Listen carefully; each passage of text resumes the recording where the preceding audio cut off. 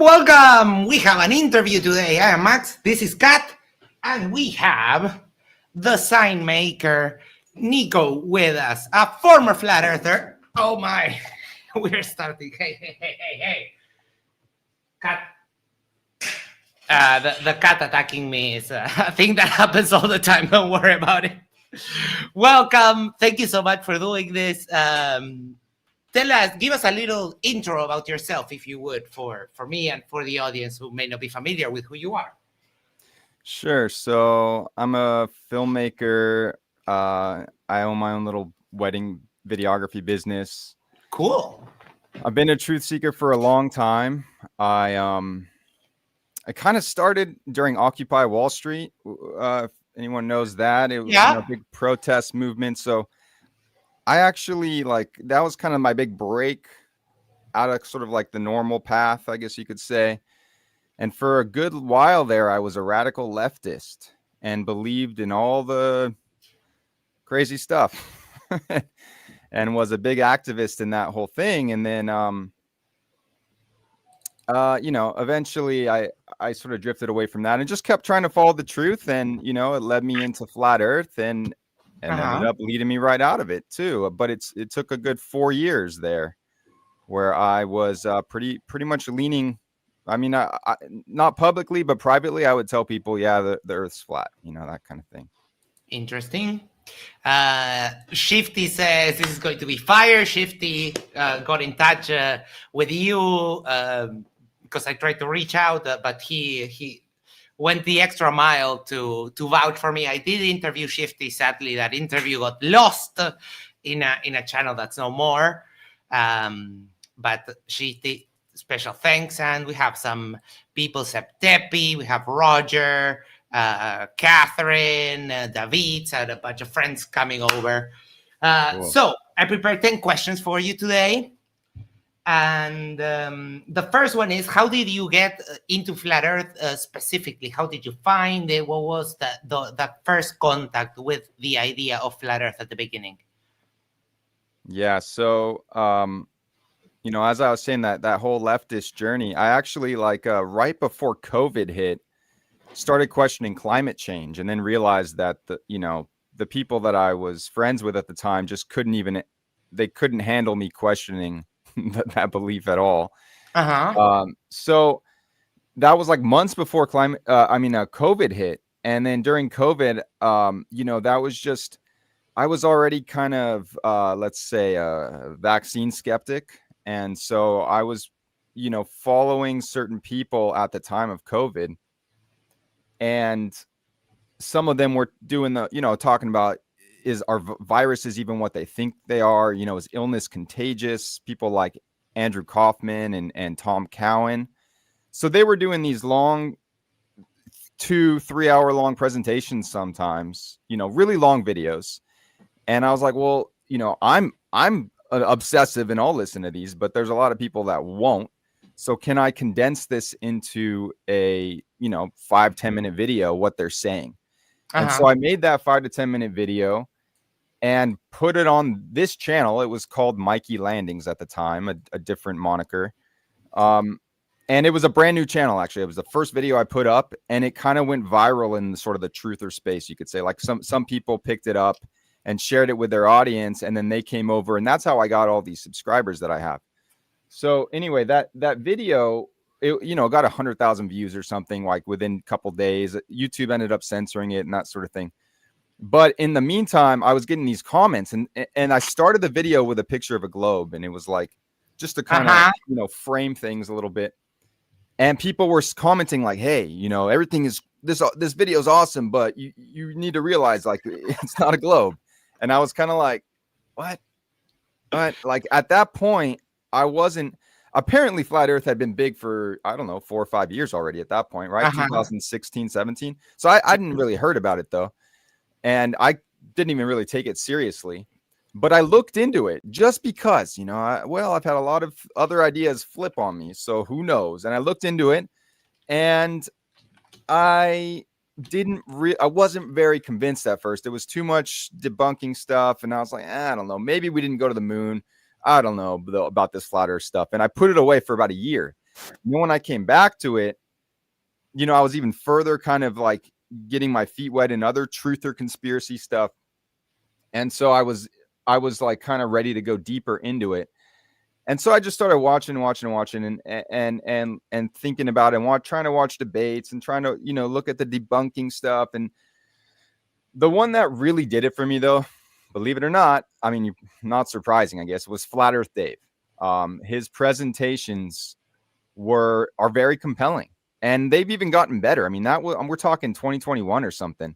Mm-hmm. So he's still doing hundreds of those, right? Like every year, it seems. So he's got that presentation down. And there's a reason that people are kind of like, whoa, they're just dazzled by all the information. And it's compelling, I would say. And so yeah, it was Flat Earth Dave. He's the one that really pushed me over the edge and out the edge. And yeah, I was going to ask you that. So from the Flat Earth Day presentation, what was the evidence that you said, I can't explain this, or, oh, he's right with this one? Well, as we know, flat earthers have an explanation for pretty much everything, right? Including sunsets and star rotations, and you know, and then you start thinking about, oh man, I never really thought about all the astronomical speeds that we're going, and somehow the stars don't change. I mean, honestly, a lot of the space stuff, it's still crazy to me. Like, it sounds crazy.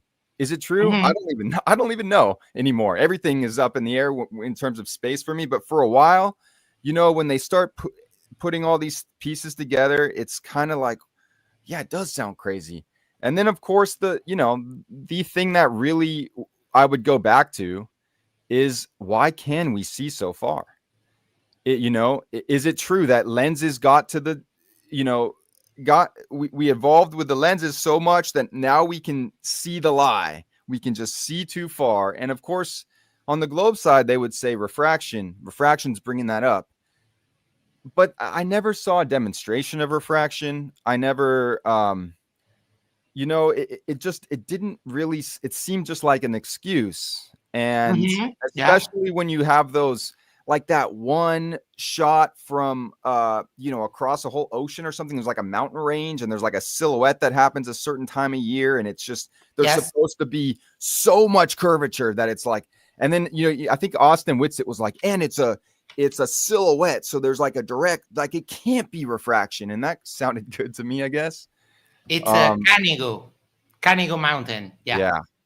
So that was really, and when I would tell people, I'm like, look, there's a lot of things, you go back and forth on in the debate, but at the end of the day, we can see too far.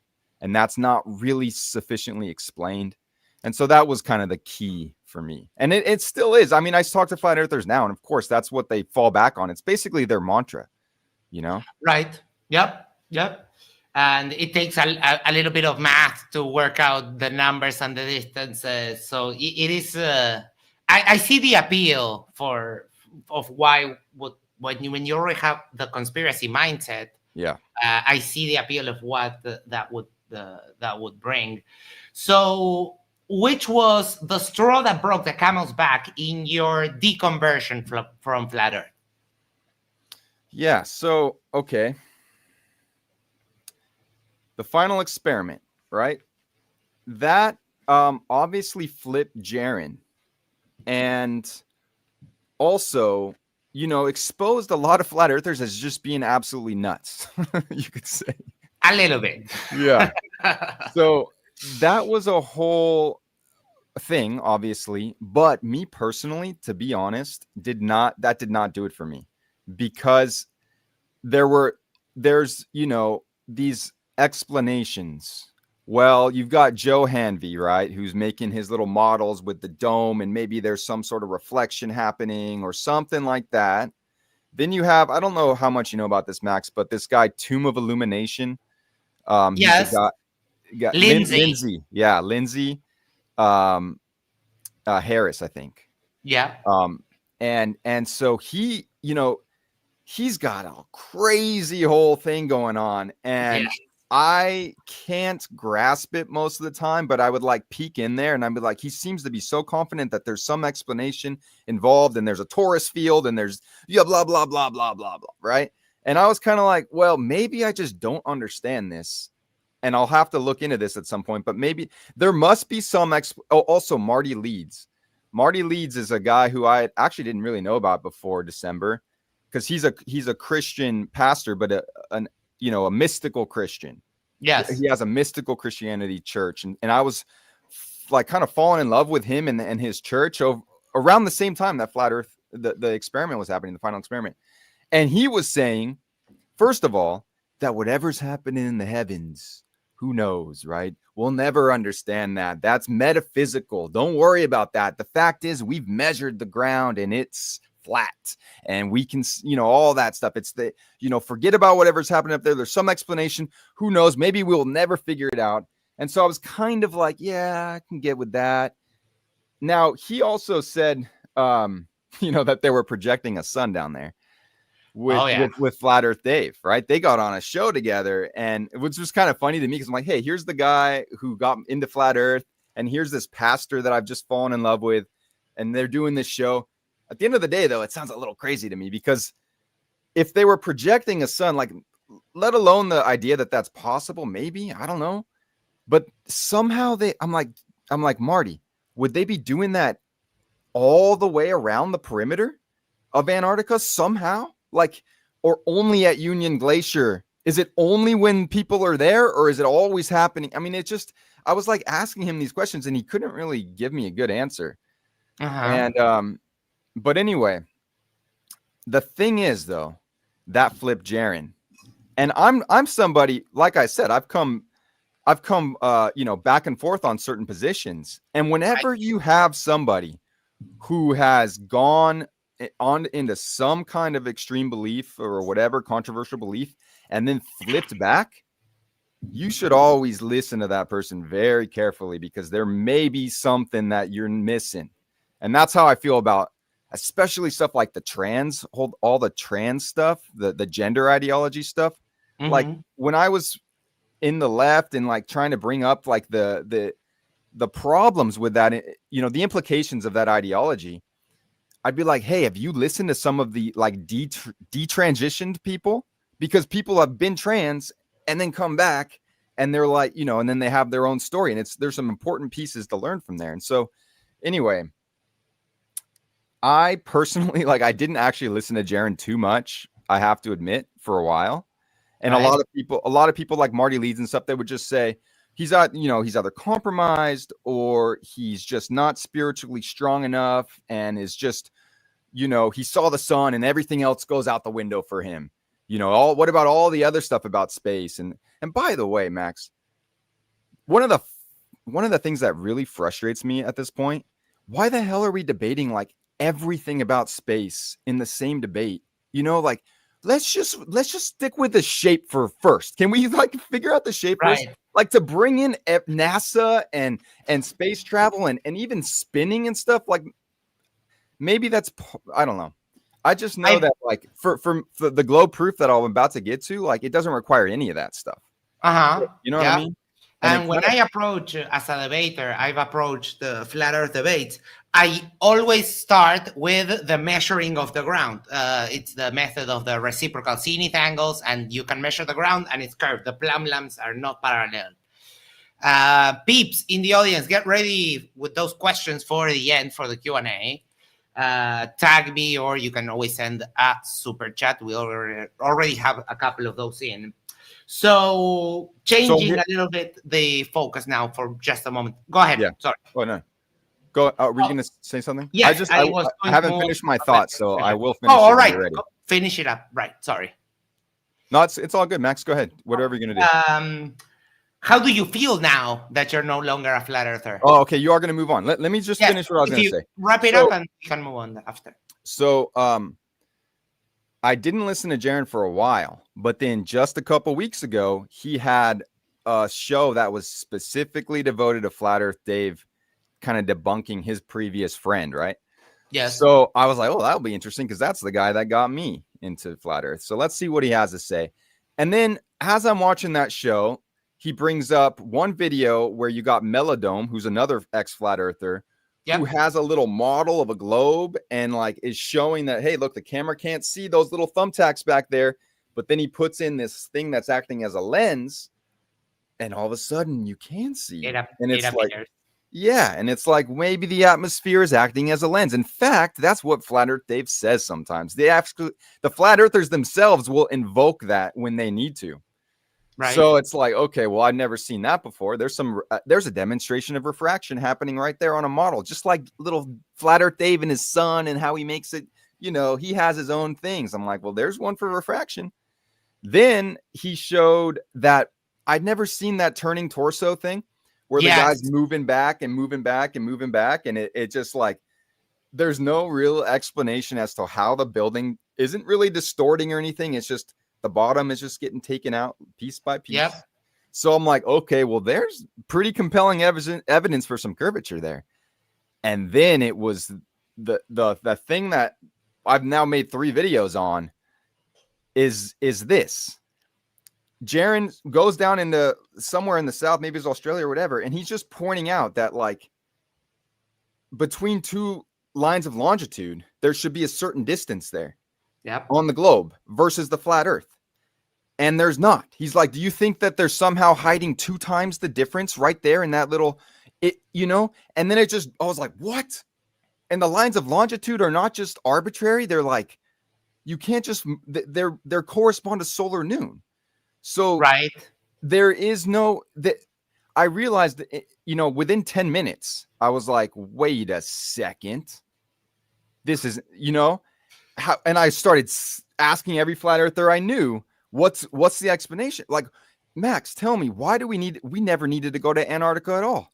We don't need to talk about flight paths. We don't need to talk about ship's logs. We don't need to talk about even the 24-hour sun, anything up there in the sky. Who cares? Again, like Marty, I'm with you, Marty Leeds. Forget the sky. But there is one thing about the sun for this particular proof that worked for me.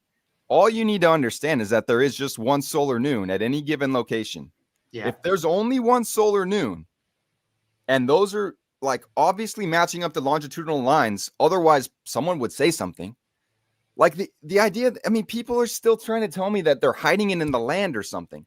I'm like, no, there's every arc of that longitudinal line. There should be a distance there. Those are 2 solar noons. You can't be hiding it somewhere over here. All you need to do is verify 1 little degree of that circle. Is it what it says on the globe, or is it twice as much? Which is what it would have to be on a flat Earth once you get down to like Sydney, Australia, over twice as much.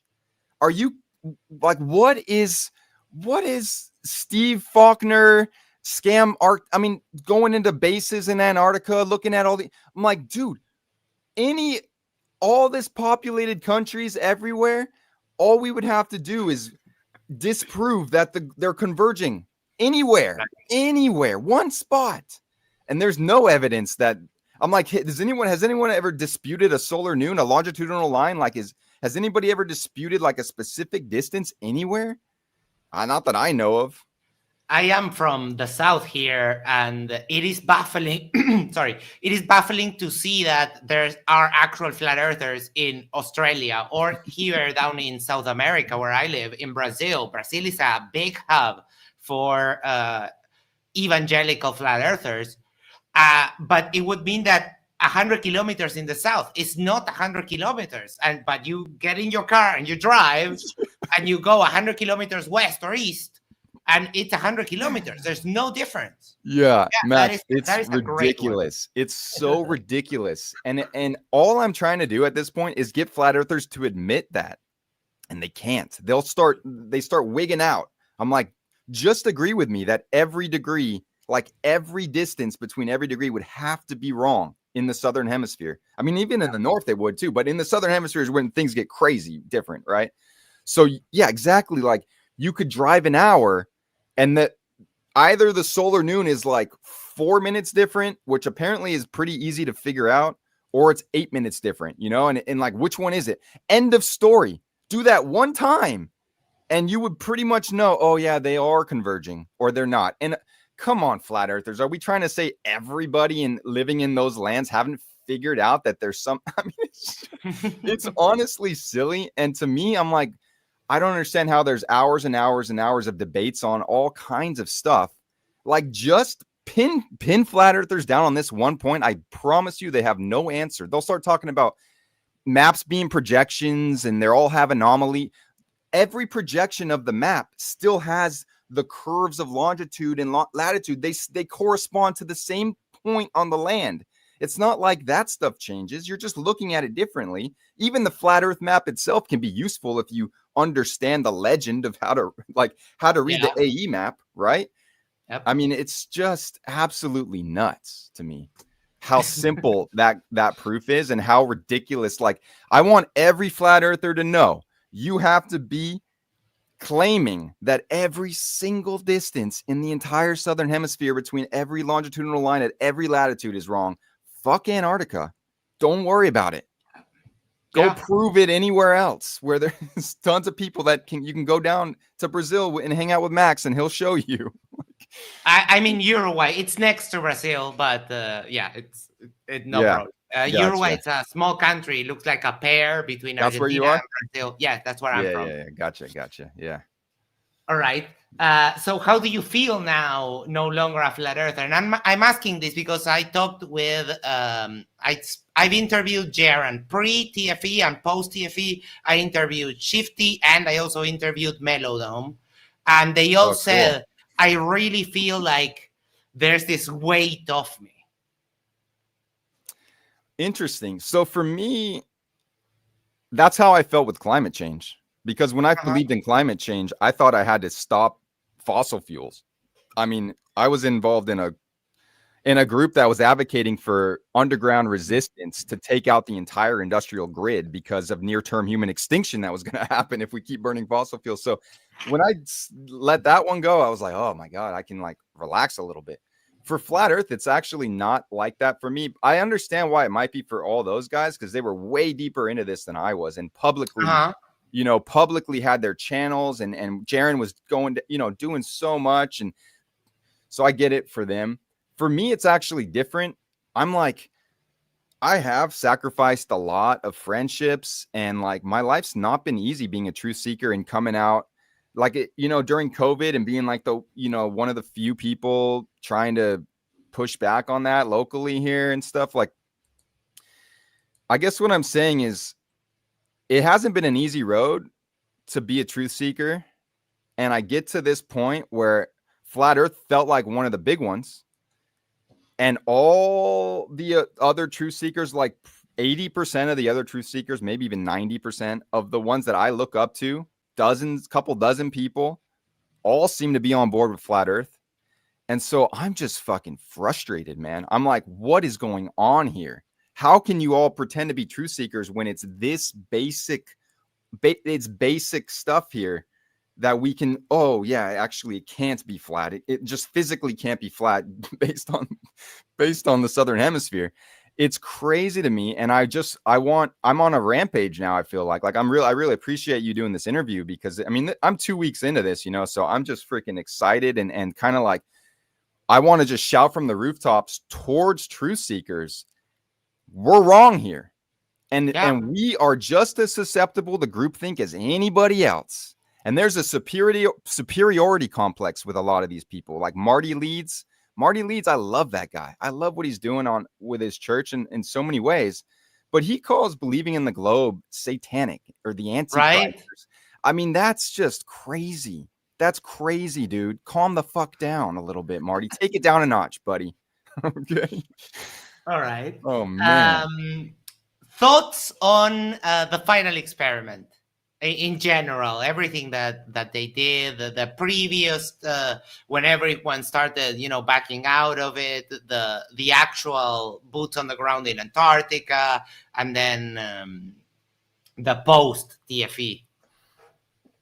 Well, as I was just saying, like, I don't understand why we ever had to go down there.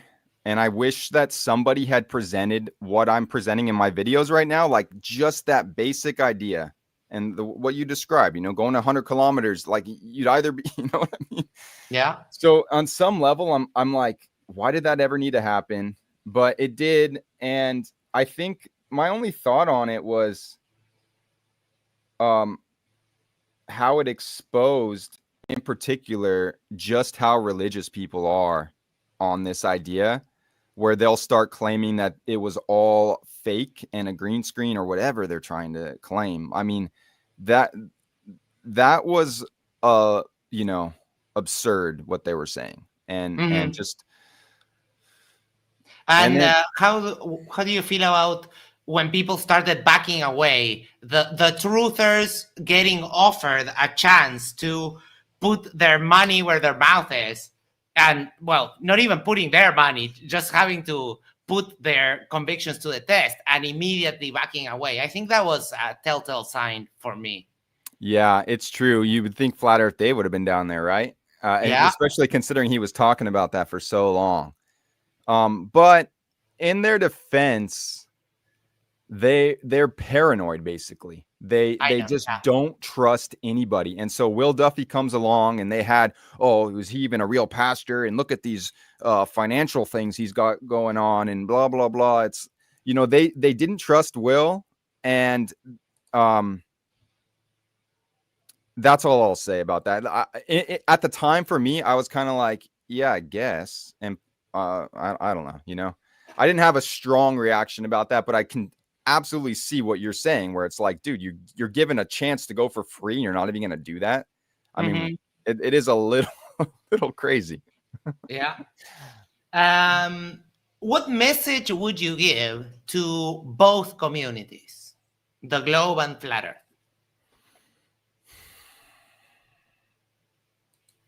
To Flat Earthers, I would say, forget about space, forget about NASA, forget about even spinning, forget about all that stuff, and just focus on establishing, is the Earth like the shape of the Earth? Because regardless of whether it is flat or a sphere, if there's one light source making a circle, we should be able to figure out what shape it is, right? If it's making one solar noon across, like one way or the other, it's going to be, we're going to be able to figure that out. You know what I mean? We're smart enough to do that. And so I would say, stop trying to debate everything and just focus on that first. That should be established. And and the same thing for the globe side. Like I really did listen to so many globers and watch so many debates and stuff. And I'm like, why?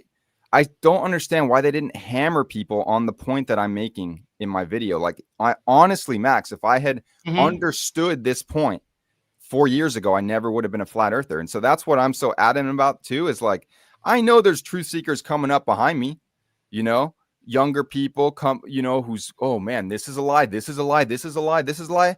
And they're primed for the flat earth. And I want to step in and be like, hey, whoa. Before you go into flat earth, you need to understand this concept in the Southern Hemisphere, because they're going to try and dazzle you with flight paths and ship's logs and Antarctica. We can't go there. And 24-hour suns, is a projection, or it's a mirror, it's a torus field. All that stuff is going to overwhelm and confuse you. But there's one thing they won't talk about, Max, and they won't. I'm trying to get people to just admit to me, if you want your flat earth, your little security blanket or whatever it is for you, keep it. But just admit to me that you're saying that every degree is wrong. And down there in Australia by over 2 times. As long as you admit that, we're cool. Because I don't know who in their right mind is going to believe that nonsense, Yeah, and plan a vacation to the southern hemisphere. Come check it for yourself. Rent a car, drive 100 kilometers, get your GPS, and you will see. I think for the big ones, or for the people that are really dug up in, what TFE did was to, open a kink, and how, for example, a fish tank. If you have a fish tank and the glass cracks, then that allows everything to come pouring. Yeah. Because I had talked with people like, dude, I've said the thing about the South, not in any formal debates, but on Discord and so on. Yeah. But they just don't believe it, and it's like you're telling me that I'm 100 kilometers is not 100 kilometers. That couldn't be, because I pay for the gas, and I spend 100 kilometers of gas. It's very far fetched. That yes. Yeah. And for the globe, I'm sorry, no, we covered that. Is there anything positive that you would consider about the flat Earth community overall? Well, it's very rare that I come across a flat earther or even someone flat Earth curious in my day-to-day life, but I just happened to recently, actually, like 2 days ago. And I had to admit that on some level, just me being the conspiracy mindset, I guess, or whatever, knowing what I think I know about so many other deceptions, I like honor that. I'm like, I honor that you're able to go against what you've been taught and programmed to believe. Yeah. And put yourself out there to get ridiculed and mocked. Like, there is a certain amount of courage that is required for that. And so I honor that.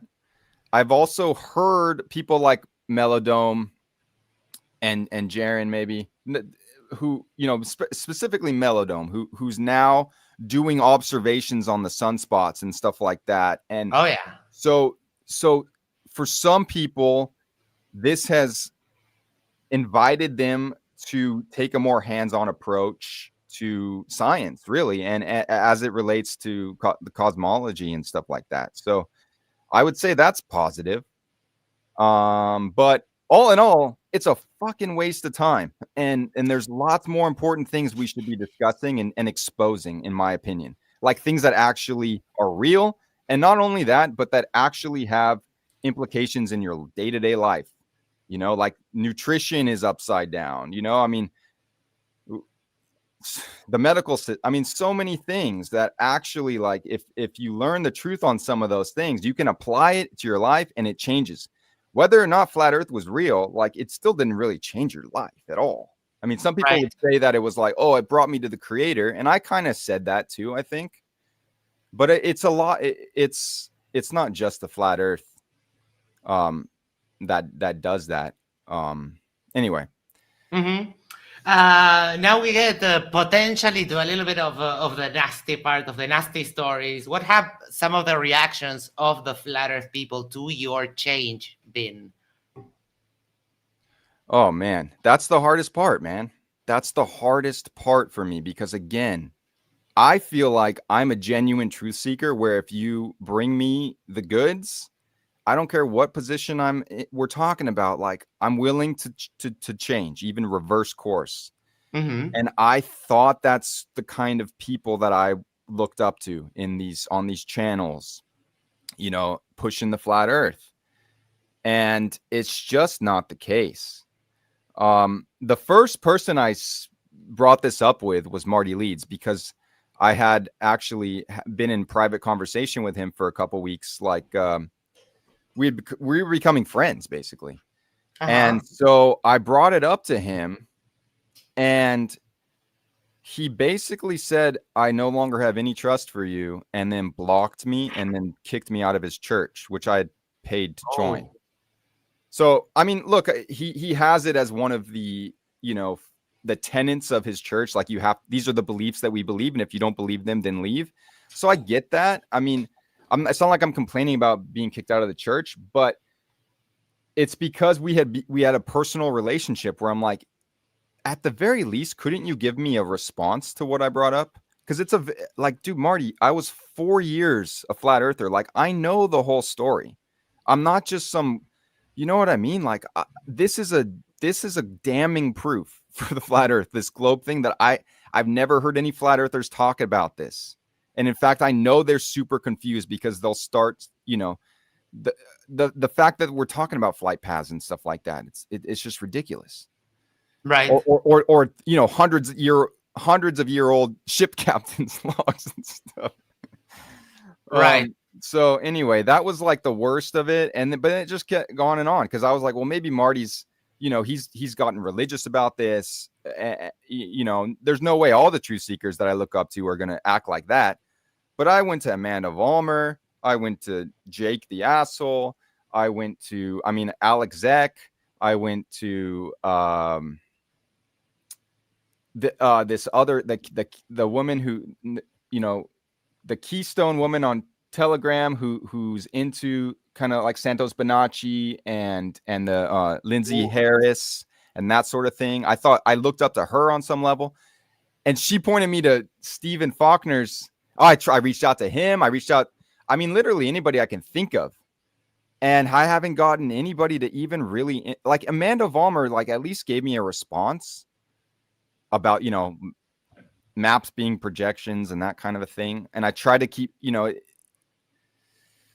so yeah. So basically then I was banned from her space. Jake muted me. It's basically been banning and booting me out of spaces or ignoring me completely. And that's almost the most frustrating. Like Dr. Jordan Grant, like even in comments on Facebook and stuff, like he's like, okay, Nico, like, show us what you got. And I'm like, all right, dude, I made some videos. You can watch those, but I'll type it out here. Just please give me a response to this. I was respectful.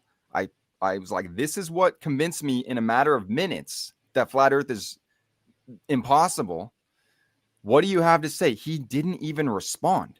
And it goes on. And I can see him hearting other comments that other people are making. So I know he's still there. He just won't respond to me. And it's just these people like what is wrong with people, man? I thought we were truth seekers. You can't even give me a response. And you are coming from a place of you were a flat earther, you're having genuine doubts. Yes. So even from the organizational, it's not an organization, but if you think that's the truth and you have someone doubting that truth, why would you want to avoid them? You're just letting them cement their position that, they can't address this because the earth is a globe. Exactly. Why would you not refuse to address it at any point? But it's because they can't. Exactly. If it was so easy to dispute what I'm saying, then freaking do it. Marty Leeds, I'm in your church. Bring me aside like a pastor would and say, hey, man, I see you're confused here. Let me explain. No, you're just going to ban and boot me?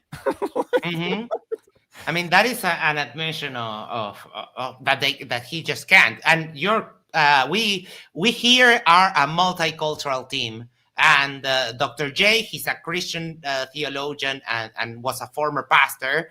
And I can imagine someone going up to Dr. J and saying, hey, I'm having a crisis of faith. Do you think that Dr. J would just tell them, oh, no, go away. You don't belong in this church anymore? No, that's the opposite of what they would do. Yeah, exactly. It's a leadership thing. Like, I wish we had better leaders. And honestly, the leadership is sorely lacking in the truther community is what I'm realizing. Because the thing is, Max, this flat earth thing, about a month before it, I got involved in a program that was supposedly helping kids see through blindfolds. Have you heard about that one?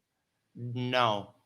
It's called Blindfold Vision, and Alex Zek and Joel and Rafidi and Yerasimos, they have these podcasts in the truther space.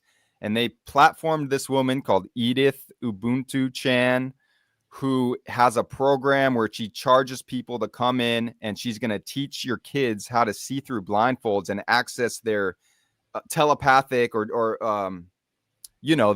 their powers, basically. And because I trusted these guys, I joined without really looking into it too much. And the blindfolds are special blindfolds where you can keep your eyes open. They're like meditation mindfolds or something, or blindfolds. But the thing is, there's a piece of foam that keeps it off of your face. And if you're really careful, like, you can basically start to see through the foam depending on the angle. And with kids, I think it's the shape of their face or something. Like, as soon as they put it on and relax, they're seeing these little pinholes open up, and that's supposed to be your third eye opening, basically, your extra sensory abilities to see through stuff. And anyway, I within minutes on that one, I was like, hey guys, they're actually, you can see through the foam here at the nose. That's what all the kids are saying. The kids tell the parents this, by the way. They say, hey, we can see. And the parents are instructed to tell them, oh, no, you think It's you your can't see. powers. Yeah, you think you can't.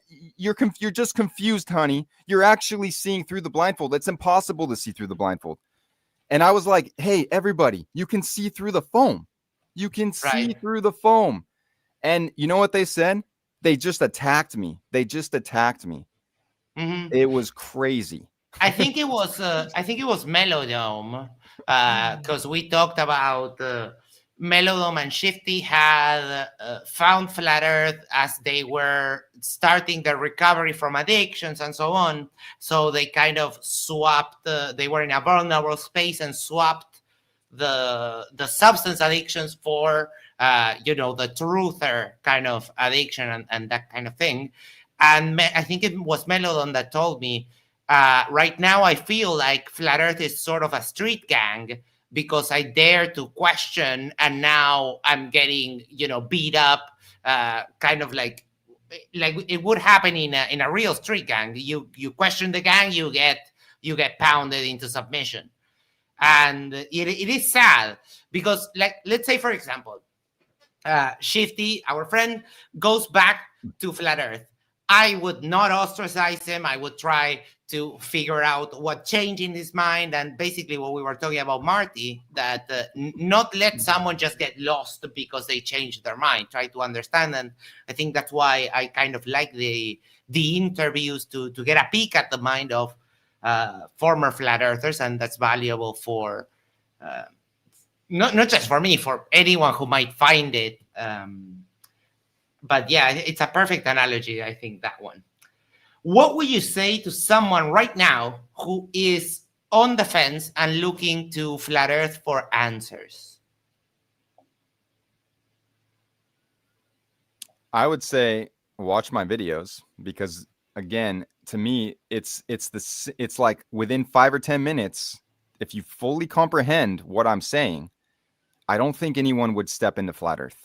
Because there's no way it would be wrong all across the Southern Hemisphere like that. It's just ridiculous to think that. And that's why Flat Earthers, no matter how hard I try, they won't admit it. Even though it has to be the case if it's flat. So anyway, I would say that. I would say be very careful. Like,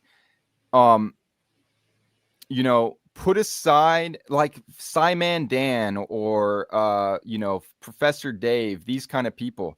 Put aside that you might disagree with them on 10 other things for a moment and just see what they have to say about this particular issue. Don't just write them off because you think that all science is wrong or whatever, or you're skeptical of any scientific consensus, because that's kind of, you talk about being in a vulnerable space. Well, that's where I feel like a lot of us are vulnerable. Everyone is at this point with COVID and like, obviously things are just so crazy in our world where we're all just struggling to make sense of what the hell's going on. But I would say, like, I feel like I have a proof that doesn't, because they're going to try and confuse you about space and dazzle you with all this sort of stuff and try and get you to, well, don't, whatever's happening up there. By the way, like, think about this, Max. This is when they say stuff like, hey, the heavens are metaphysical and it's based on your perspective, and so you can't trust anything. Like, I would think about a rainbow, because a rainbow, it's kind of like that. You can never get to the bottom of the rainbow. It is based on your perspective, but you can get to the bottom of the solar noon. That is a specific spot. Oh yeah. So that's like that's the key difference. You can actually get to the pot of gold when it comes to the sun. It's called solar noon. Okay. Yeah. Or for example, like today is the equinox. You can make a shadow measurement and you can wait until December in the solstice and make another one. It will take some time, but you can do these things to basically prove the shape of the earth to yourself. No one else involved, no one else needed. You can just do it yourself on your own. And I think that is something great that Jaron says. It would have they can't lie to you about something that you can just go and check at any random time for yourself without telling anyone. It can't happen. It's such a big thing. It would have to be that everything, like literally everything, is a lie, and it doesn't. Yeah, that's a good point, and it reminds me of another concept, which is do some of your own thinking. Don't just drown yourself in flat Earth content.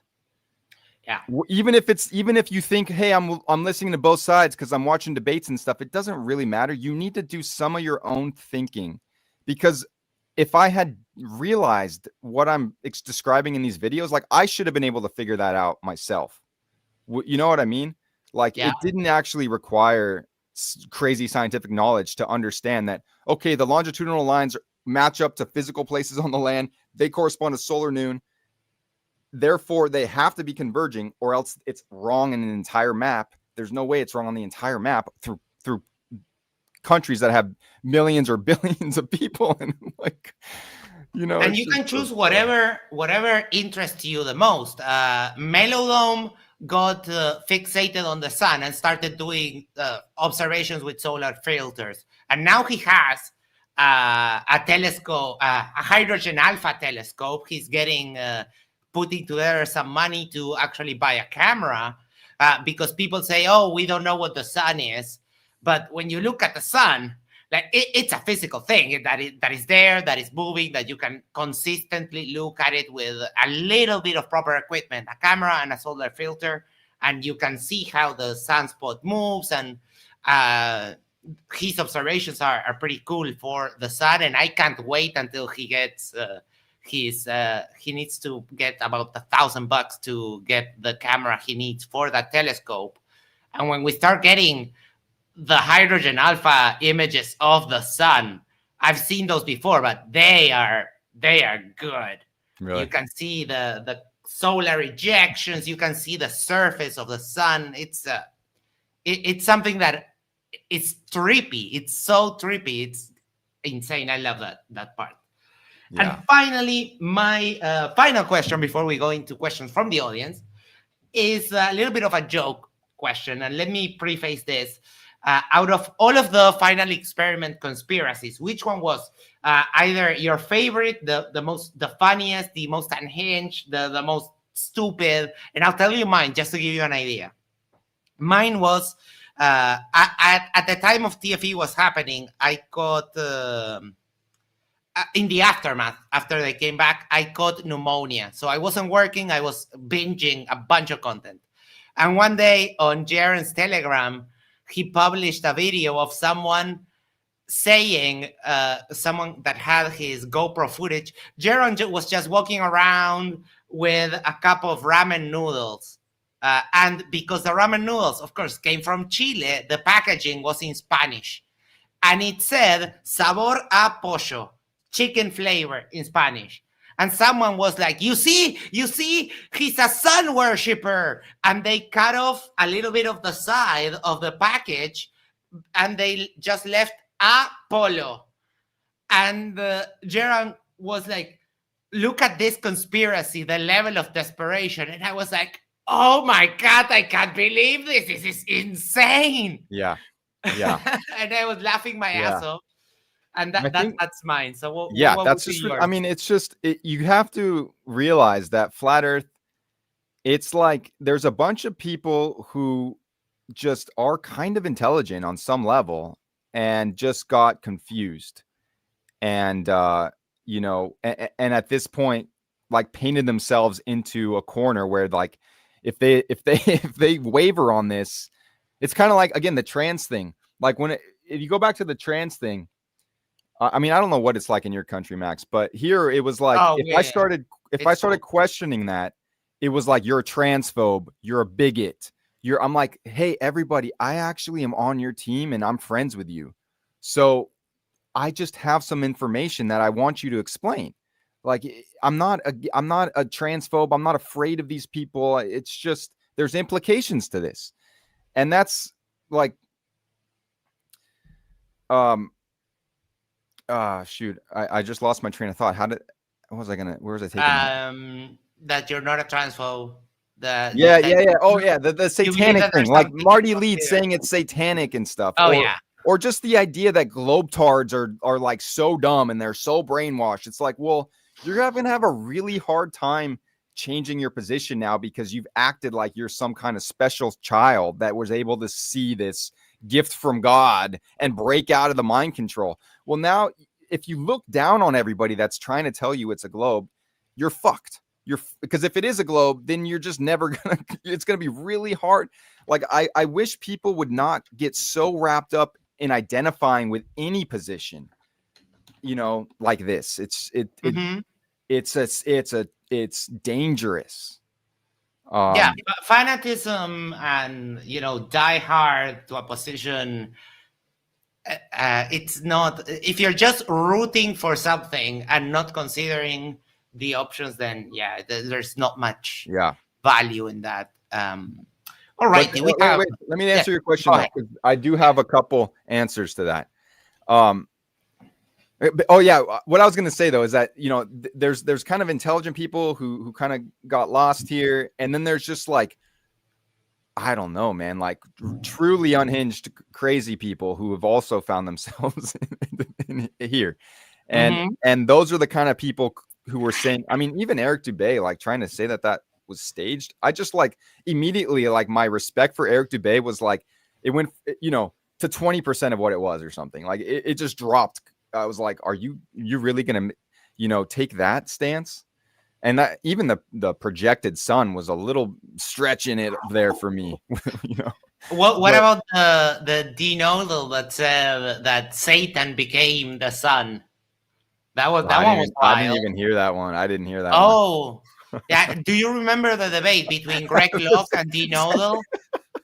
Yes. Satan. So he's tricking us on the level where he just became the sun. Yes, that was what he claimed. And denodal was the one that in that debate, I think it was in Texas, that they said, let us both go to Antarctica. Everyone knows the clip. Everyone has seen that clip a million times. Let us both go to Antarctica and see if there's a 24-hour sun. If so, it's a ball. The guy gets offered a free trip outside of TFE. Someone contacted Will and said, I will pay for denodal to go to Antarctica. And denodal started, no, Will Duffy's a demon. These people are... And then when the footage comes, 25 hours, real-time video of the sun just doing a gigantic lap in the sky, then says, literally, Satan became the sun and was up there because Satan is the light bringer and so on.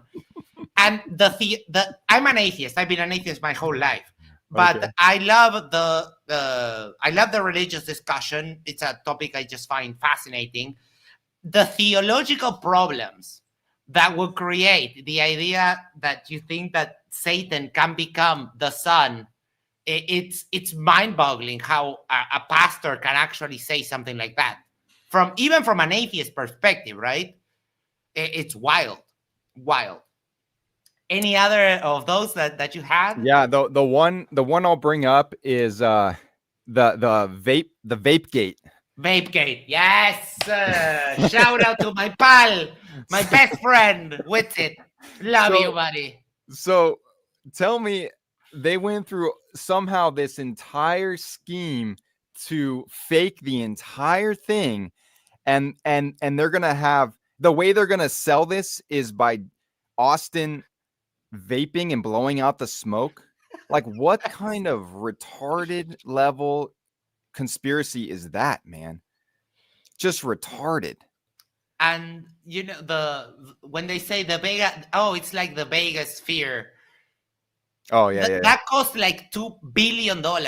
And also they went to the trouble of setting up a studio in Antarctica. Couldn't they just put an AC so that it was actually cold and they would actually blow, the breath would show up all the time? Exactly. It's like, it's a giant conspiracy, but they forgot a crucial detail that unraveled the whole thing. Thank God he brought that vape. Right? No, what? Oh no! It's like, it's the biggest conspiracy ever. Billions of dollars spent, but they forgot to just turn the AC to like cold. No sense at all.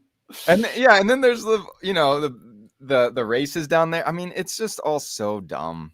Like, obviously there are people that go down there and they see the 24-hour sun. So that's what I was trying to, I was like, Marty Leeds. So you're telling me that they've been faking the sun for like decades then in that spot somehow? I mean, it's just that when I started questioning him on these things, he didn't even really have good answers, which I'm like, you're going publicly saying that they're projecting the sun down there. Wouldn't you have like thought it through a little bit? You know? Yep. All right. Moving on to our audience questions. Get those in and tag me. So I have a question for the sign maker. During the pandemic, many people explored new ideas. What did initially draw you to that particular video and not a video about Area 51 or other topics instead? I don't know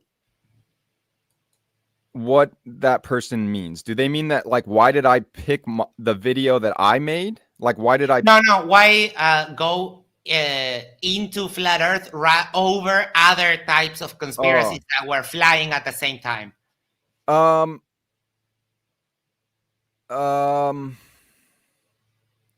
for one thing, it's so profound. I mean, you know, the freaking shape of the Earth and the whole cosmology could be upside down.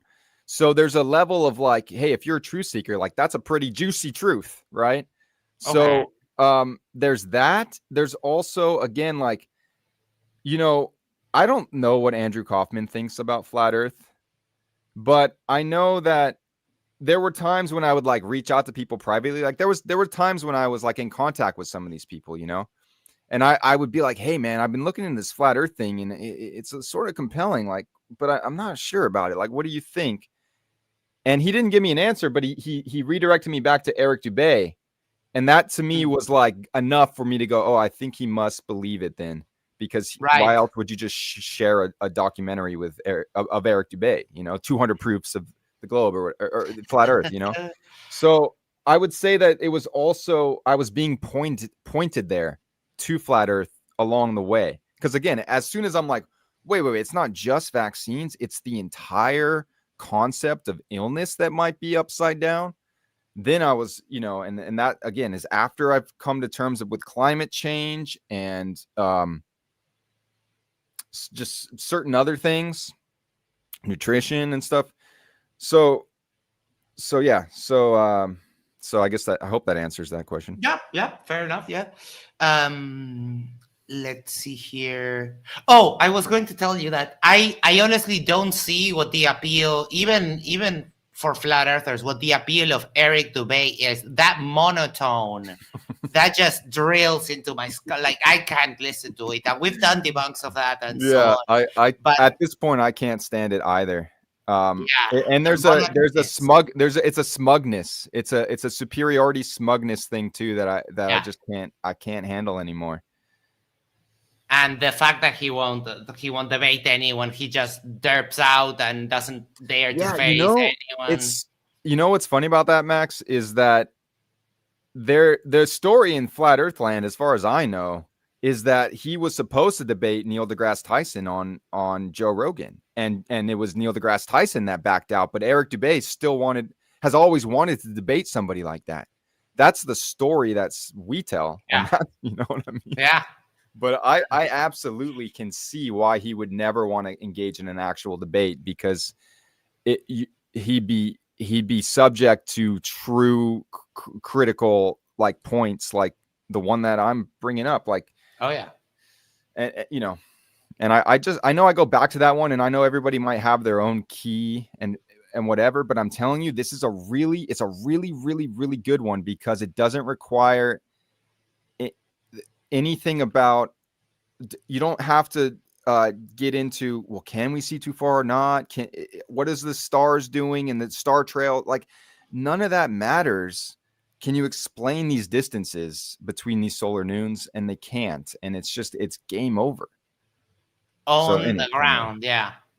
NetTube user said, thank you for asking my question. You are more than welcome. David, for you, how do you feel now about Flat Earth Dave and his videos in hindsight? I don't know what to think about Flat Earth Dave. He kind of seems like a genuine guy, but I'll tell you, and this goes across the board, but I'll stick with Flat Earth Dave. I mean, like I said, I was basically a flat earther for 4 years, right? But I wasn't making content. I wasn't pushing it. I wasn't making presentation. If I had done that, sooner or later, I would have come across information like the one that I found that Jaron pointed out to me, or even a few of those, And so there's no way that Flat Earth Dave has come this far and not been presented with credible evidence that we live on a globe. So it makes me like, I don't know what to think about him. Is he actually genuine and just super close-minded on this, where he's just somehow has been able to deflect all of that stuff? Or is Flat Earth some kind of psyop where there's a couple characters at the top who were sort of fanning the flames of this, ridiculous, like distraction, essentially? I kind of have a hard time between thinking that Flat Earth Dave is just too dumb to realize that he's wrong, or that he's actually a grifter. And the reason why I say this, I'm going to show you a little something I have here. So this was on a very unknown crypto podcast from Portugal. Yes. So Flat Earth Dave was there, and I was made aware of the situation, and this happened. Oh, shoot. Sorry. Offline. To discuss it before we going offline. We have a guy that wants to debunk Flat Earth Dave about the round, the Flat Earth. Do you guys want him to join? I'm not interested in talking to any of these trolls. I never talk to them. They're a waste. They're a waste of energy. You can talk to them all you want. You should talk to them. Hey, Max, pause for 1 second. Who's he trying to get him to talk to? To me. Oh, okay. Okay. Yes, because I was messaging the guys like, get me on there. I can debunk everything he has just told you. And as soon as that came up, he says this. You should watch. There's hundreds of debates with really good flat earthers talking to these guys, and the arguments, it just goes nowhere. We've been doing it for years, and we're literally, it's not worth talking to them. Now they could say the same to us. Feel free to talk to anyone that you want. It's a free world. I choose not to talk to satanic trolls. I choose not to talk to satanic trolls.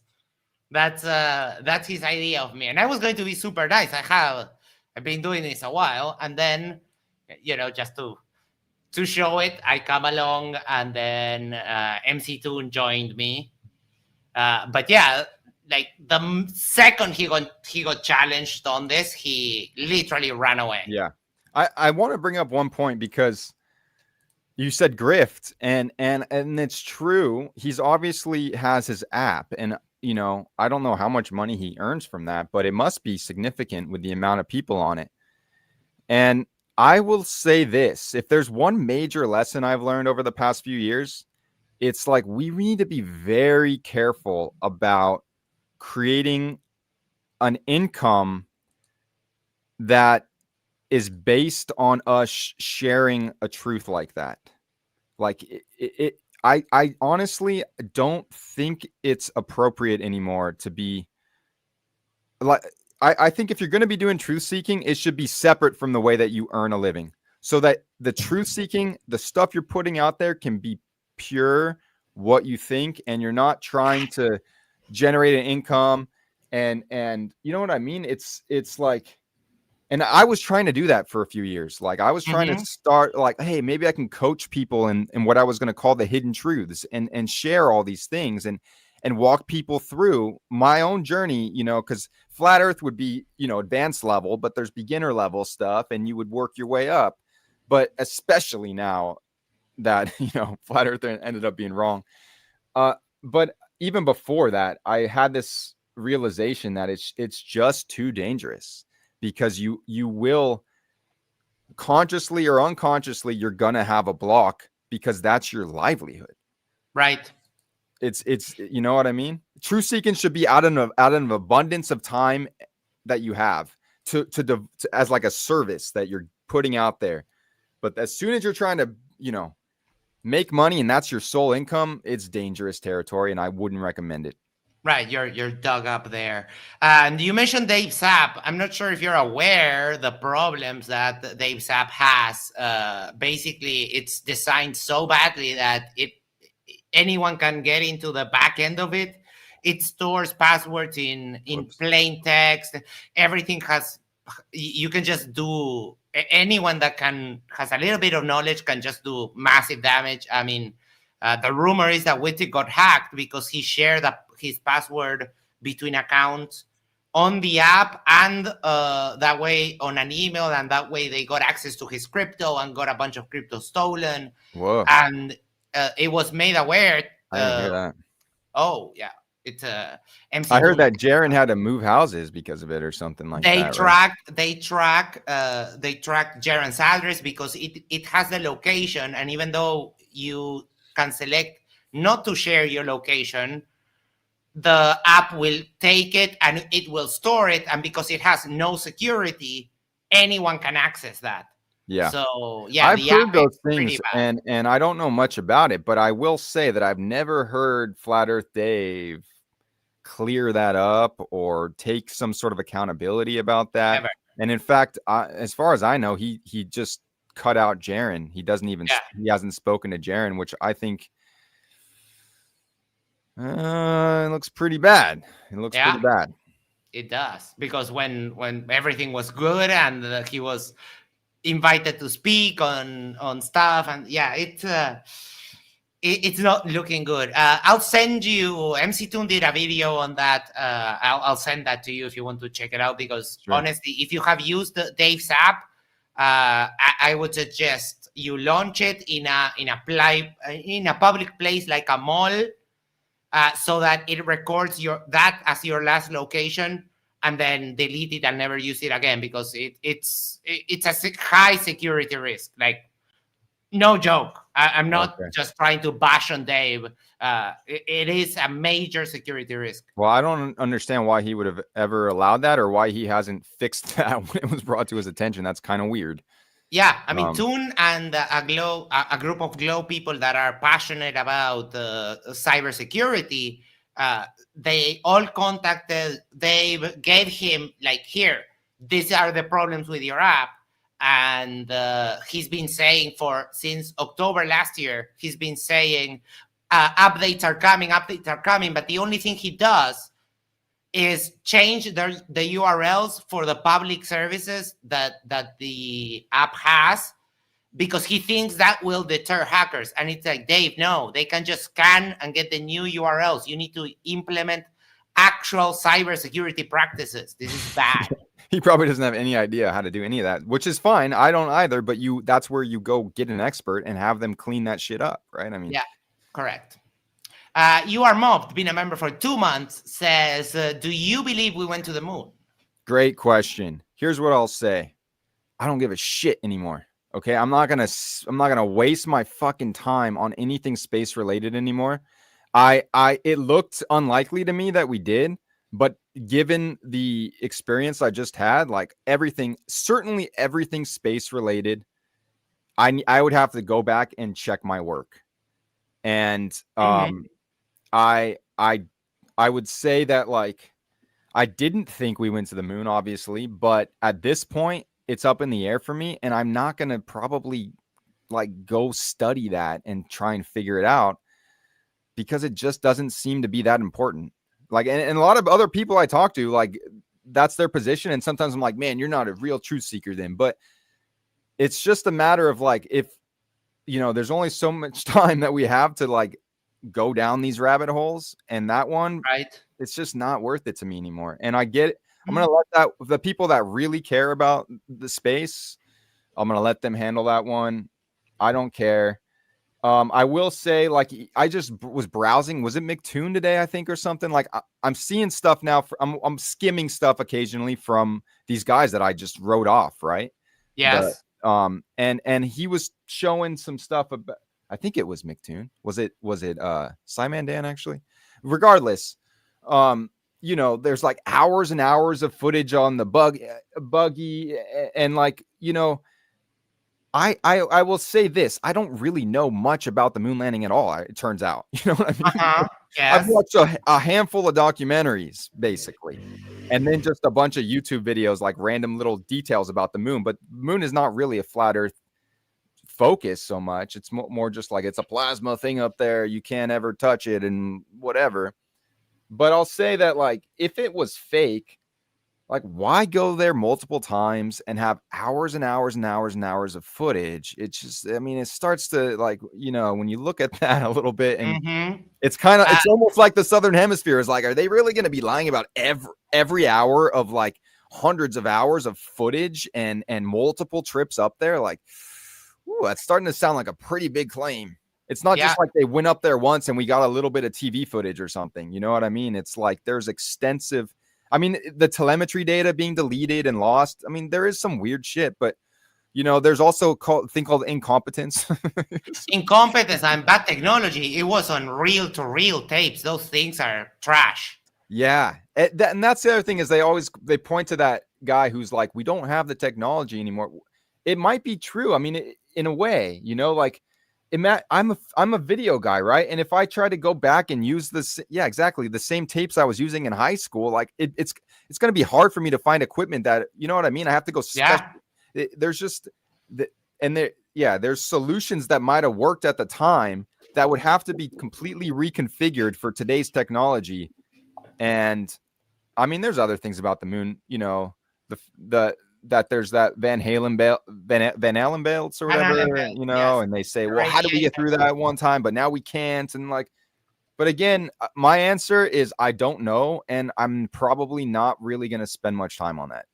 Right. It's not, I think that's a fair answer. It's not something that interests you. Like, it's not your topic. I find it's not my topic, and it will not have direct implications to my life. Like, look, Max, I was a vegetarian at one point. Now I think humans thrive on meat. And not only that, but red meat, fatty meat. Like, that's actually what I think is most nutritious. And in fact, I eat most of the meat raw meat, which is supposed to, you know, be super dangerous.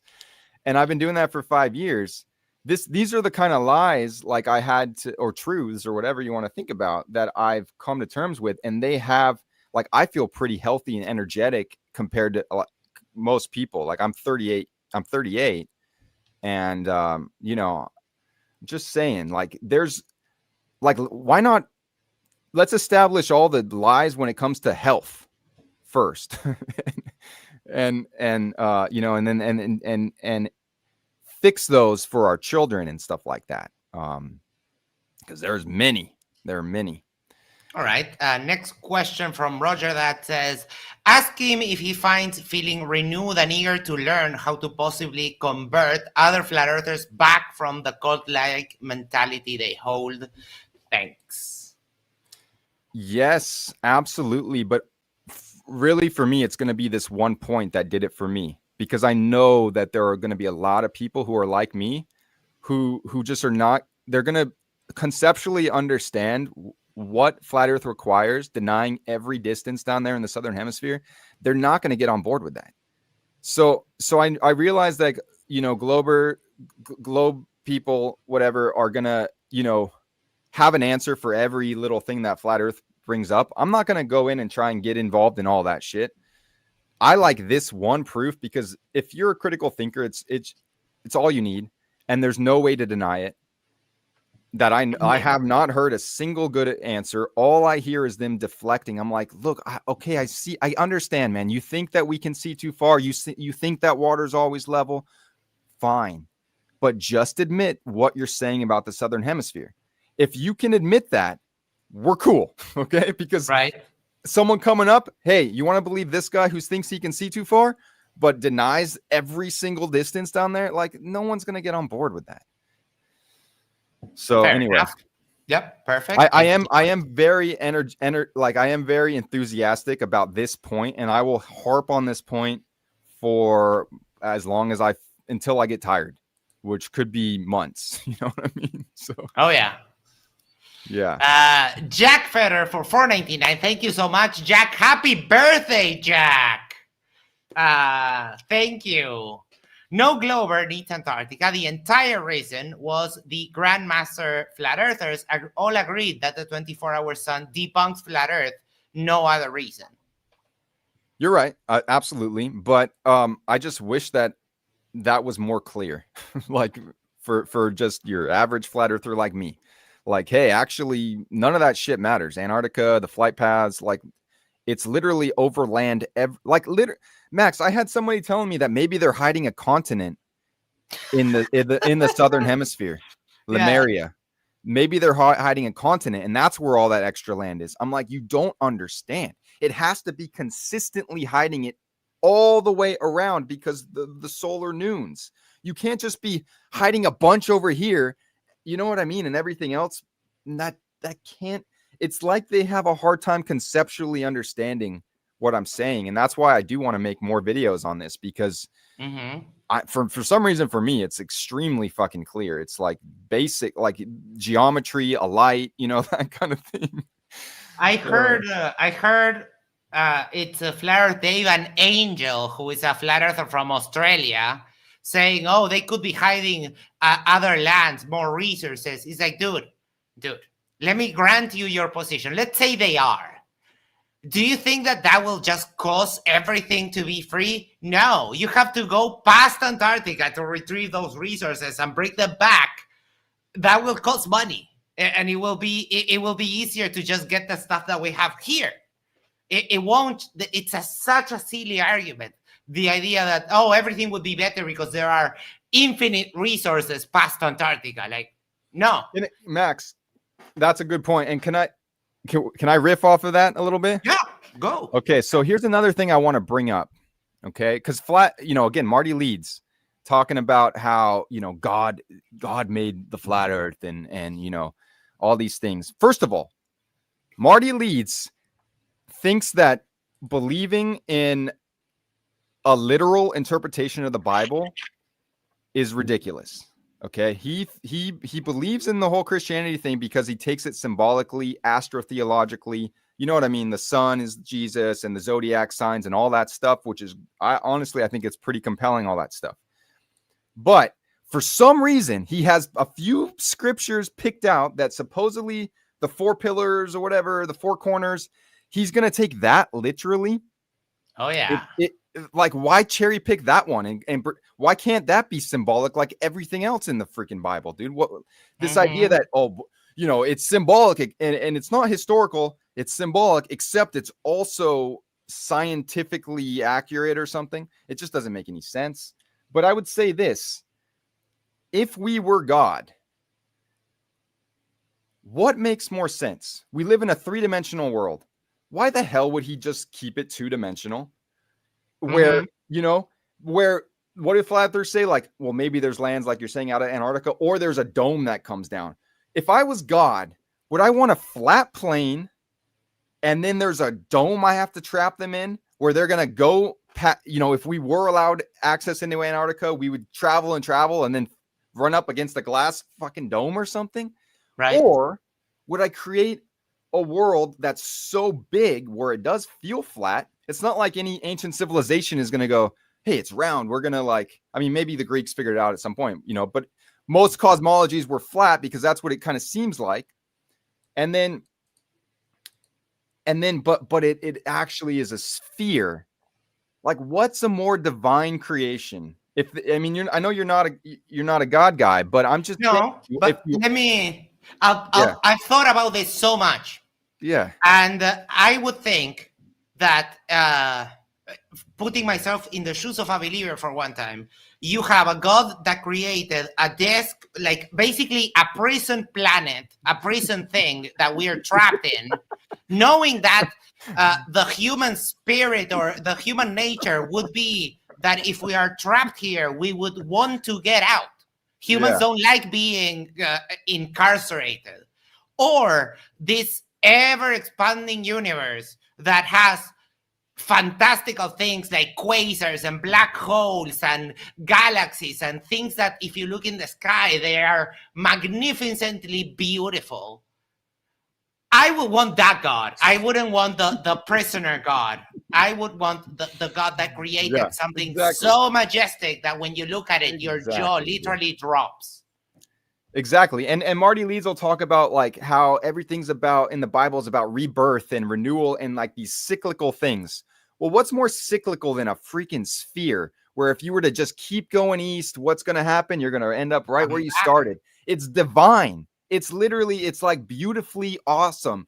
Instead, you have a flat plane with a, like you said, you're trapped. Not only that, Max, but like imagine you're on one side of that. Like there'd be so much extra ocean down there. Like it's just inefficient. It's inefficient. Like, Yeah. what? No, I Oh, like man. the idea of this recursiveness that you never end. You can keep going and traveling, Yeah. and you always It's beautiful. you could change and keep going and keep going. Yeah, I think that is. I don't understand why people are so attracted to the idea Yes, of being exactly. in like a giant person. My freedom spirit and I don't believe in spirits, but I mean it in the metaphorical sense. I wouldn't want anything like that. Mike Gurney, given now that you see Marty Leeds about is about flat Earth, do you think you can take any of the other things seriously? And I would like to point out that he and Dave were saying that stars are souls of some kind. That was very weird. I don't remember much about that particular thing you just said, but in terms of that question, I will say that I think we need to be very careful because I have like a dozen conspiracies I could talk about, right? Mm-hmm. This one, I admit that I was dead wrong on this one, but I don't really know that I'm wrong on any of the others. I might be, but Marty might be wrong in this one, and it's big, and he's being a fool about it. But he might be right about, what Christianity was meant to be, which is not that like there was literally this person who died and rose again, but that it's all about what's happening in the stars. Mm-hmm. And what else does he believe? I mean, a bunch of other stuff. I guess he has made documentaries on a lot of different things. I would say that, like, look, I definitely am not going to take everything he says as gospel anymore. Oh yeah, but that lifts a veil. Yeah, if you will. and it's not just Marty. Like I said, all of these people who I looked up to, thinking that they're a little further along the truth journey than I am, I have to now realize that, like, I can't assume that anyone's further along. Like, you know what I mean? We can all get trapped no matter how far along we think we are. And maybe we're really, really wrong. And maybe I'm wrong on a bunch of these things. It's possible. But yeah, the point is like, I'm not going to look up to anybody like that anymore. Yeah, So. that is something to keep in mind. Look, we have Melodome, former Flat Earther. We have Shifty, former Flat Earther, and we have you here on stage. That is lovely. That. Thank you so much. Next question from Basil Problems. What is your position on quantum mechanics? What is this question, Basil? And how would you evaluate claims that quantum mechanics is true? I'm sorry, Basil. Just he's like that. He's weird. Okay, yeah. Basil, I don't have anything to say about that. That's beyond my pay grade. Well, what I was thinking is that as a filmographer, I think you would be kind of specially qualified to actually evaluate some of the moon landing footage. I don't know if you saw that. I'm sorry, Jaron and Dave McKeegan, Dave McKeegan is a chill, cool dude. They've been doing they did a little series of Jaron reevaluating the moon landings, which I mean, Right. it's not an interest of yours, but for some people it is. But yeah. Basil, why do you have to bring quantum mechanics? What does it have to do with the show we're talking right now? Jim Daniels, during your journey as a flat earther, were you under the impression that all pictures and videos of Earth were fake or CGI? Did you blindly believe that?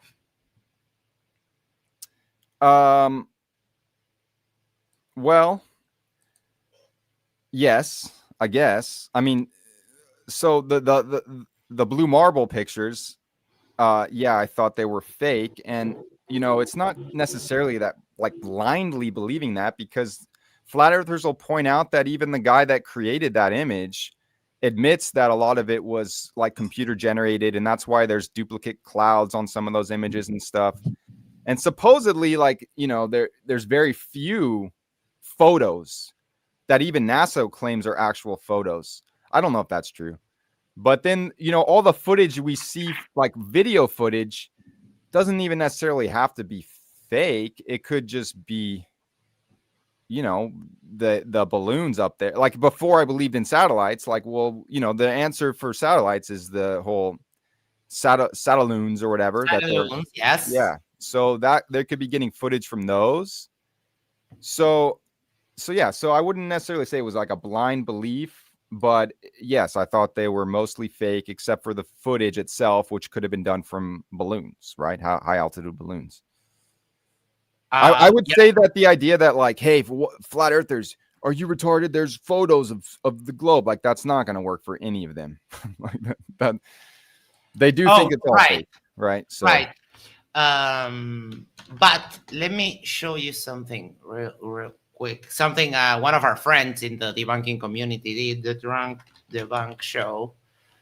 And I mean, I love space. I like space. I like astronomy. I think it's a great thing.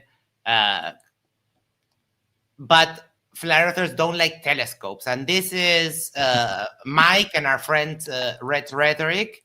They went out, did a live stream, and I'll show you a picture right after, because the video is a little bit grainy, but the pictures are pristine.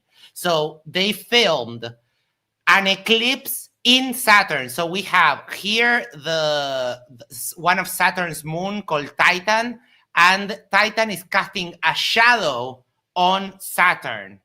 And then throughout the night, they did like a 5-hour live stream. Throughout the night, you see the moon and the shadow move along. So we're watching from Earth an eclipse in another planet. Wow. And let me pull up. Yeah, I will say that like the whole idea that there's moons around planets and that they're visible, I was always kind of like, I looked a little side-eyed at that one, because it's like, how do flat earthers like, I guess they are real planets with, I mean, if they, you know what I mean? Because our moon is not supposed to be, we're not a sphere, it's not circling us, but then you look out and they appear to be spheres and they have little dots circling them. Like, I don't even know what the flat earth explanation for the moons are, to be honest. On Saturn, I mean, or something like that. Here we see it he did a time lapse of stacked pictures, and you can clearly see how it moves. And the great thing about this particular live stream is that towards the end of the live stream, they caught this. This is the a high-res picture of Saturn, of the thing that we were showing just now. But they were super excited because they also caught this. A satellite? The ISS. Oh, wow. It happened to coincide that... like just an accident? Yeah, it happened. They planned for the stream for Saturn, and it also happened that day the ISS was also going by like right over their heads. Yeah. See, And the ISS is a good point. I mean, like, I still can't explain why are there all those anomalies where it looks like they're hanging from, ropes, and like there's so many things that still are unanswered to me. Like, I don't understand why does it look so fake if it's real? Like, Mhm. you know what I Well, mean? let me tell you a little bit of an anecdote. I was watching Formula One yesterday. Sunday, yesterday. I was watching Formula One from Azerbaijan. And with a car doing 300 kilometers per hour, they were having the same kind of glitches in the video on Earth that they have in the ISS that is going 17,000 miles per hour. So it's not it's video artifacts. Yeah, gotcha. And the ropes, they're always pulling them from the hair. It's wild. But reevaluating them, those going to look at the evidence now with a fresh mindset, not just dismissing it outright. Yeah. Who knows what you'll find there? Yeah, it's true. Max gifted 50 Yerba Mate Talks memberships. Thank you so much, Max. Jack Fetter, who is his birthday today, for $4.99, says, it's not about caring about the moon. Going back to his first question a little bit, it's caring about our science, physics, and breaking the conspiracy theory mindset. It's a good, okay, fair, and I appreciate all of you that are willing to do that. I would rather spend my time breaking whatever the opposite of the conspiracy theorist mindset is, the let's believe everything. And I have parents. I mean, I have friends that are parents that are vaccinating their kids. I'd rather spend my time trying to break them out of that whole freaking mindset. I don't know what you think about vaccines, Max, but that's just from where they save lives, and we are here because of vaccines. Yeah, see, I would love to debate you on that, because we can arrange that. Okay, let's do it. Yeah, but that's and what I would if you say. if you would like to talk climate change, Dr. J, one of the other hosts here, is also a big defender of man-made climate change, and he's also a chill guy. And we can have a debate, but we can have a chill debate, like we're having a conversation right now. Yeah, I am a little bit aggressive with flat earthers, but I can have a nice conversation. We have Astronomy Live in the side chat. Hello, Astronomy Live. He does a great observations, astronomical observations, and has an awesome astronomy channel. And he's an amateur astronomer. Next up, we have Max for 5,000. Wait. Yeah, 5,000. I saw the other. I thought it was 5 million. No, but it's 5,000 Argentinian pesos. This looks like a lot more money than it actually is. But hey, it's something, Max. Thank you so much. You are mobbed. Are flat earthers a danger to society or just a silly group of ignorant people?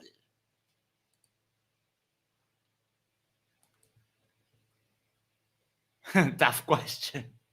Yeah, I mean, I don't know. I don't know how to, it depends on how you look at it, I guess. Like like I said, so many people who might otherwise be doing good work in some way or the other, or even just spending time with their families and stuff, or like getting healthy or whatever. Like, there's so much wasted potential here that, to me, it's a danger in that it's wasting so much potential. And for no reason, because again, like most people, if they're not religiously attached to this, should be able to be snapped out of it really quickly. I think maybe I'm just weird, but like, I'm telling you, if someone had come across and just explained to me what I'm explaining in these videos, I never would have been a flat earther. So, and not that I wasted tons and tons of time myself on this, but so many people are, and it just makes the whole truth movement look crazy. And so, for someone like yourself, Max, who actually believes the more mainstream narrative of vaccines or climate change or anything, you look at us and you probably think we're fucking retarded. because so it just makes us look so bad. It depends And on the person. It depends on the person. Because Yeah. in general, I like to discuss stuff. So I don't just dismiss people as being stupid out of hand. But I don't think you're stupid. I think you might have fallen down some rabbit holes, but like you have shown, at least with the flat earth, that you're willing to change your mind, and with what you told me before, that you're willing to change your mind. So, for example, I'm thinking that if we had our debate, or not, maybe not even a debate, a discussion Yeah. about vaccines in particular, I think that I could present the actual evidence that vaccines work, that germs are real. I have all of that because I've looked at that evidence myself, because I've talked with conspiracy-minded people before. So I think that would is good. So I wouldn't consider you retarded or anything like that. Just misguided would be a Yeah. more apropos word to describe that. But Yeah. we can arrange that, and we'll have a chat. I'll present Yeah. I'll present some evidence. I'll hear your objections, and we can talk about the chemistry, the biochemistry, the biology of it. We can talk about it, no problem. Jim Daniels, for $10, during your journey as a flat earther, were you under? Oh no, sorry. Yeah, we got that one. We read that one. Jack Ferrer for $1.99. Stop spending money on your birthday, dude. What are you doing? It's his birthday, and he's gifting us money. It's funny. There are thousands of photos from space. Tens of thousands. That is If so, what the hell are flat earthers even talking about then? I don't know, man. because they dismiss them out of hand. They just dismiss them because if it comes from NASA, it's fake. Yeah, exactly. It's funny, that guy that admitted that he created the image, that one particular image from different data sets. It's funny how many times I've seen flat earthers reference that one thing, and it's like, so that's the end of the story, I guess, huh? All of them are fake. Yeah, maybe that is also a ridiculously bold claim. Yeah, but you know that I usually make them squirm when I bring up people who have sent balloons up, people who have sent amateur rockets up, and you can clearly see the curve of the Earth. That's what I use. I have never brought up NASA or any space agency. I refer to the measurements of the ground. I refer to amateurs just doing balloons and rockets, and that's about it. And I think that's all we need. But they get dug up in their belief, and they won't budge. Like I had a debate with Roger Letwell. He's not all there in the mind. He thinks he knows everything, and I brought up how to measure the ground. That something that surveyors do, and his whole objection was like, oh, you're presupposing the radius. And I showed, like, dude, look at the math. The math is right. The guy made a video on YouTube where he goes with his little copybook, has all the notes there, shows you all the math. There is no radius. That is a direct measurement. And I couldn't get through to him. And I was nice. I was calm. I didn't insult him. Then I brought up the Suez Canal and some canals in that region of the world that they have to measure the curve between the points, right? Really? and he, use that stuff, man. Flat earthers try and use that stuff to their credit, right? Yeah. And I got the engineering documents from like the 1880s, and it was no good. As soon as I told him, I'm going to show you this from this place, he was like, oh, yeah, I was on their website today. Like, Roger, stop lying to me. Come on. Evo Producer for $9.99. Thank you so much. There was a 1972 Blue Marble, which was taken on one of the Apollo missions on a film camera. Also, the modern Blue Marble is a composite image, not CGI, just, stitch. Yeah, okay, cool. Gotcha. And I have one more, and we'll let you go. Your mob says, "Do you believe in physics?" I don't think that interests you too much, right? Well, technically that said psychics, right? Didn't it? Did I miss? Oh no, yeah, you're correct.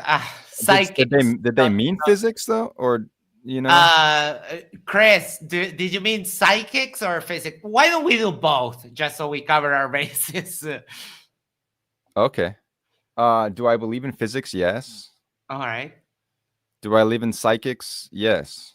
Actually, although I don't think it's just like, I mean, in that blindfold vision thing I was telling you about, like they were trying to pretend like they can activate every single kid in their program to see through a blindfold. So I don't believe that, but it does appear like maybe there's a handful of people that have some special way to tap into something, beyond what we normally would consider, our abilities.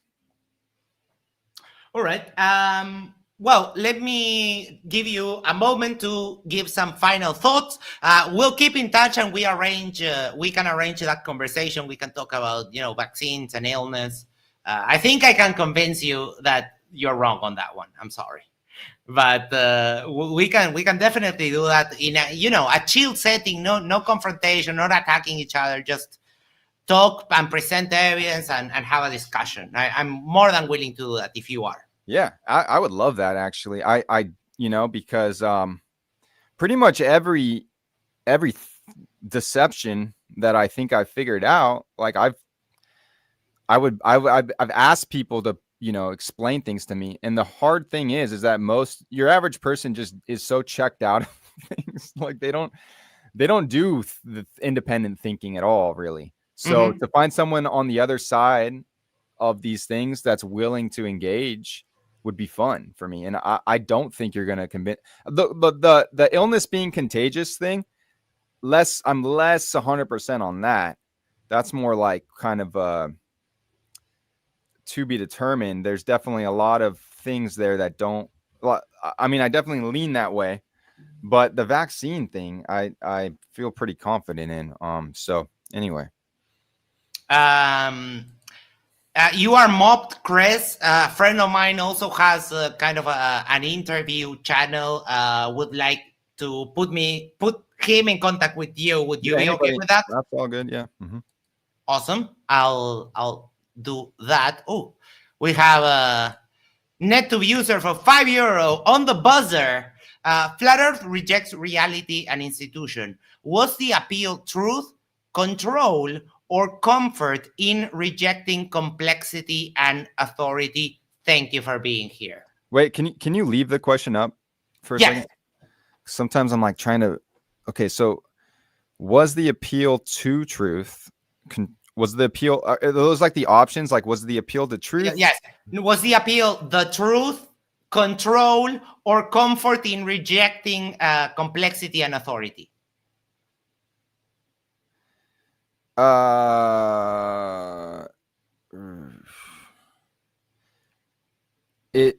It's the appeal is simply that, if you feel like you've been like here, Max, let's just start here. Do you think we've been lied to on any massive level on any of these conspiracies? Like, do you think 9/11 was real? Do you think, you know what I mean? Like the way that they told us it went down and all that? I mean, is there what's the biggest generally lie? Yes. What's the biggest lie that you think we've been told in our modern world? The flat Earth is pretty big. No. I mean, some like, of the horrific stuff that governments have done in the past, for example, that have lied to us about it. Yes. For example. I remember there was some tainted Bayer medication that they offloaded into Africa. Like it was medication for hemophiliac people, and there was a batch that was tainted, and because of profit, they shipped it to Africa. Yeah. Cool. I was just curious. So for me, like I've said, like I feel like I've uncovered one thing after another, after another, after another. 9/11 kind of was, I guess, the gateway truth for me. And the idea that you can get addicted to the truth stuff, I believe that. Like maybe I'm just on, some kind of crazy trip where I'm just like looking for the next hit of like conspiracy truth, But Mhm. it's honestly like I do carefully think these things through and really obsess about them on a level of like reading books and watching documentaries and really thinking things through. So if I've been lied to about 1, 2, 3, 4, 5, 6 things that are major deceptions, and I'm being lied to about the institutions, then the appeal here is this is just simply another one. And yeah, it's a profound big one, but it just fit right in. So that is like you yourself were saying, Max, like you understand how if you have that conspiracy mindset, then it's going to be easy to adopt flat earth too, because they do have some, at least surface level, it's a compelling argument. When you have Flat Earth Dave doing his 10,000th presentation, he's mastered that pretty well. It's almost a magic show, you could say.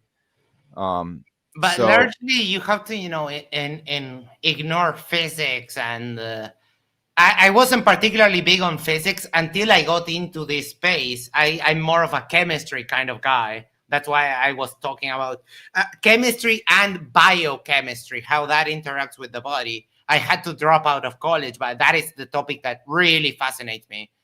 And that's why I've done the research on vaccines and the immune system. That's why I'm willing to have that chat with you. But once you kind of have some of that knowledge, you can do the evaluations for yourself of okay, what does physics say? Is this true? Like I measured gravity in third year in high school with cards and a little inclined plane, and we were very close to the accepted value.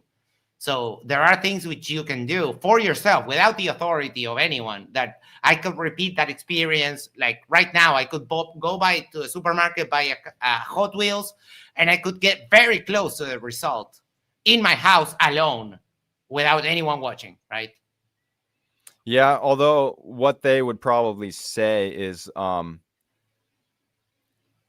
you think you're measuring is really the electrostatic force, in addition to density and buoyancy. It's like some combination Right. of those things happening and whatever. But Yeah, the I know problem what is you're that saying, I yeah. know the physics, so I can do the math. And we did the math.